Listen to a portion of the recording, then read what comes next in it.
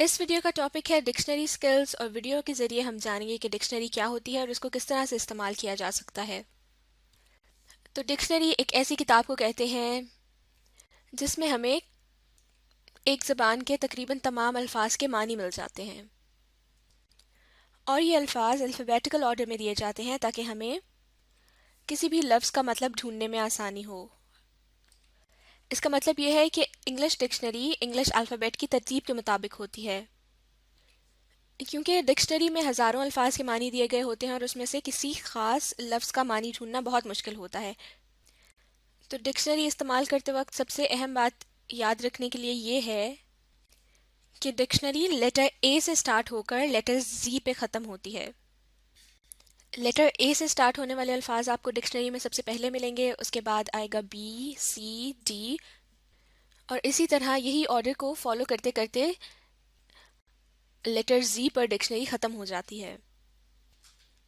इस वक्त स्क्रीन पर आप देख सकते हैं डिक्शनरी का एक पेज। मैंने डिक्शनरी का एक रैंडम पेज खोला है।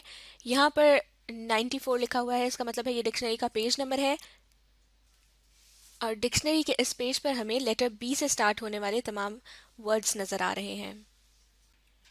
तो यहाँ पर लेटर बी को देखकर हमें पता चल गया कि लेटर ए से स्टार्ट होने वाले वर्ड्स जो हैं वो डिक्शनरी के पिछले हिस्से में होंगे, यानी इन पेजेस से पहले वाले पेजेस में होंगे, और जब लेटर बी से स्टार्ट होने वाले वर्ड्स ख़त्म हो जाएंगे तब डिक्शनरी में हमें लेटर सी से स्टार्ट होने वाले अल्फाज मिलेंगे। एक और अहम बात यह है कि डिक्शनरी में वर्ड्स का सिर्फ पहला लेटर ही नहीं बल्कि उस वर्ड के तमाम लेटर्स अल्फ़ाबेटिकल ऑर्डर में अरेंज हुए होते हैं। जैसा कि इस पेज पर दिए गए वर्ड्स को हम देख सकते हैं कि ये BEH से स्टार्ट हो रहे हैं और यहाँ पर ये सारी लिस्ट उन वर्ड्स की है जिनके स्टार्ट में BEH आते हैं। डिक्शनरी की एक और इम्पॉर्टेंट बात यह है कि यहाँ पर पेज के शुरू में ही आपको दो वर्ड्स दिए गए होते हैं पेज के टॉप पर। इन वर्ड्स को गाइड वर्ड्स कहा जाता है। ये गाइड वर्ड्स आपको डिक्शनरी के हर पेज पर मिलेंगे और इन गाइड वर्ड्स की मदद से हमें पता चलता है कि डिक्शनरी का जो पेज हमने खोला हुआ है वो किस वर्ड से शुरू होकर किस वर्ड पर ख़त्म होता है। जैसा कि यहाँ पर हमें गाइड वर्ड दिया गया है बिहेव, तो आप देख सकते हैं कि इस पेज का पहला वर्ड भी है बिहेव और पेज की दूसरी तरफ जो गाइड वर्ड दिया गया है वो है बिलिटल। तो अगर हम इस पेज के एंड पर जाएं तो हमें बिलिटल इस पेज के आखिर में मिलेगा।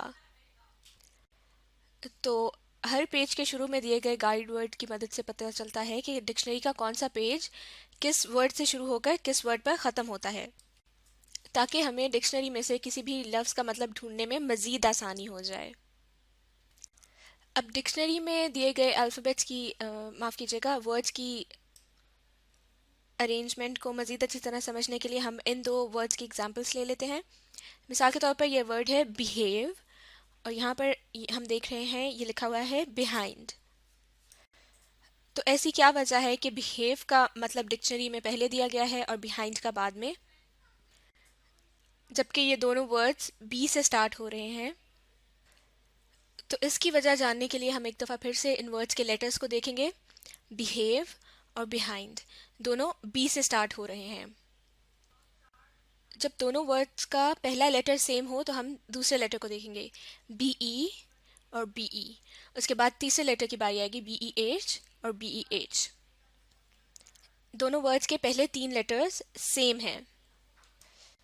तो जब हम इन वर्ड्स के फोर्थ लेटर को कंपेयर करेंगे तो हम देखेंगे कि बिहेव में H के बाद A आता है, लेकिन बिहाइंड में H के बाद I आ रहा है और A चूँकि इंग्लिश अल्फ़ाबेट में सबसे पहले आता है इसलिए अल्फ़ाबेटिकल ऑर्डर के अरेंजमेंट के लिहाज से वर्ड बिहेव पहले आएगा और I चूँकि बाद में आता है इसलिए बिहाइंड को डिक्शनरी में बाद में रखा जाएगा।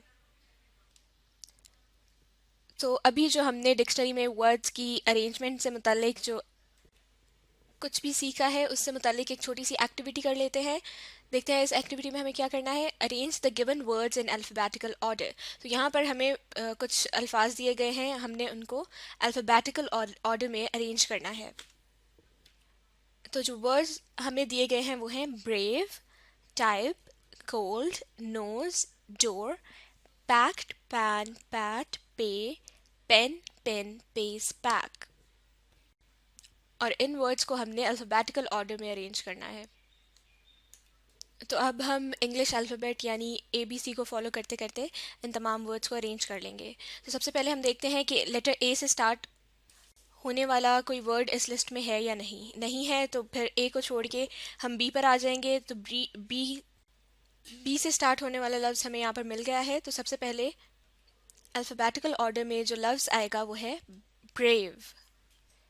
उसके बाद हम देख लेंगे कि बी से स्टार्ट होने वाला कोई और लफ्ज़ तो इस लिस्ट में नहीं है। अगर नहीं है तो हम सी से स्टार्ट होने वाला लफ्ज़ देखेंगे जो कि है कोल्ड।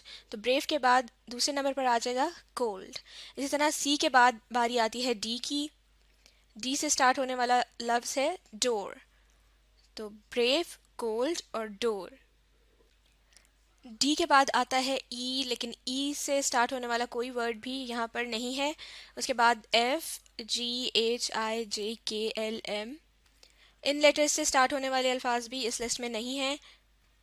और एम के बाद आता है एन, और एन से स्टार्ट होता है नोज।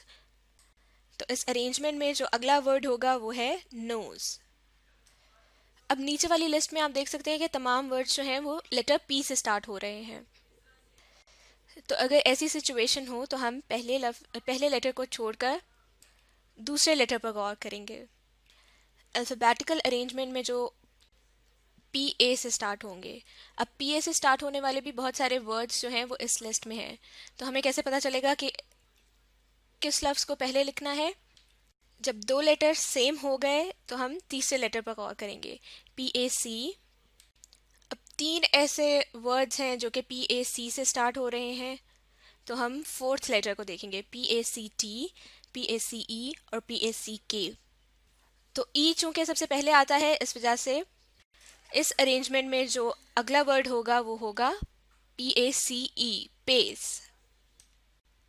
उसके अलावा टी से पहले के आता है, इसलिए यहाँ पर पैक पहले आ गया और पैक्ड बाद में। अब पी ए सी वाले वर्ड्स भी अरेंज हो गए और पीछे रह गए pan, P A N pan, P A T pat और पी ए वाई पे। तो एन चूंकि पहले आता है और टी उसके बाद में और वाई सबसे आखिर में, तो इन वर्ड्स को भी हमने इस तरह से अल्फ़ाबेटिकल ऑर्डर में अरेंज कर लिया। तो अब जो दो वर्ड्स पीछे रह गए हैं वो हैं पेन और पेन। और पेन, पी ई चूंकि पहले आता है और आई बाद में, तो इन लेटर्स की अरेंजमेंट होगी पेन और बाद में पिन। तो इस एक्टिविटी की मदद से हमने वर्ड्स की अल्फ़ाबेटिकल ऑर्डर में अरेंजमेंट को अच्छी तरह से समझ लिया, जिससे हमें डिक्शनरी में से वर्ड्स को ढूंढने में आसानी होगी। अब वापस आते हैं हम अपने डिक्शनरी के पेज पर, देखते हैं कि किस तरह से मतलब को देखा जाता है। मिसाल के तौर पर ये लफ्ज़ है बिहेव। यहाँ पर आपको ब्रैकेट में इस लफ्ज़ की प्रोनाउंसिएशन यानी इसको किस तरह से बोला जाता है वो दिया गया होता है। तो ब्रैकेट में आपको मिलेगी प्रोनाउंसिएशन। आगे यहाँ पर वी लिखा हुआ है और इस वी का मतलब होता है वर्ब, यानी जिस लफ्ज़ का आप मतलब देख रहे हैं वो ग्रामर के लिहाज से वर्ब है। और यहाँ पर है बिहेव का meaning, to conduct, comport, to acquit, to act, conduct one self in a proper manner. और डिक्शनरी इस्तेमाल करते वक्त एक और बात जहन में रखनी है कि ऐसे बहुत सारे अल्फाज होते हैं जिनके एक से ज़्यादा मतलब हो सकते हैं। वो तमाम मतलब आपको डिक्शनरी में मिल तो जाएंगे, लेकिन आपने उस लफ्ज़ के इस्तेमाल के लिहाज से उस लफ्ज़ के मतलब को समझना है। इसको कहते हैं कॉन्टेक्स्ट के लिहाज से मतलब को समझना। एग्जाम्पल की मदद से समझते हैं। यहाँ पर दो सेंटेंसेस लिखे हुए हैं। पहला है the cat is running after the mouse, यानी बिल्ली चूहे के पीछे भाग रही है। और दूसरा सेंटेंस है this mouse is not working so I have to buy a new one, ये माउस काम नहीं कर रहा तो मुझे एक नया माउस खरीदना पड़ेगा। तो इन दोनों जुमलों में लफ्ज़ माउस का इस्तेमाल किया गया है, लेकिन दोनों जुमलों में लफ्ज़ माउस का मतलब बिल्कुल मुख्तलिफ है। तो पहले जुमले में जिस माउस की बात हो रही है वो होता है चूहा, और दूसरे जुमले में माउस का मतलब ये डिवाइस है जिसको कंप्यूटर के साथ इस्तेमाल किया जाता है। तो इस एग्जाम्पल की मदद से हमने देखा कि लफ्ज़ माउस का इस्तेमाल दोनों जुमलों में कॉन्टेक्स्ट के लिहाज से मुख्तलिफ है। तो डिक्शनरी का इस्तेमाल करते वक्त आपने लफ्ज़ के कॉन्टेक्स्ट को जहन में लाजमी रखना है ताकि आप बेहतर तरीके से किसी लफ्ज़ के मतलब को समझ सकें। तो ये थी कुछ अहम बातें जो कि डिक्शनरी का इस्तेमाल करते वक्त आपको अपने जहन में लाजमी रखनी है।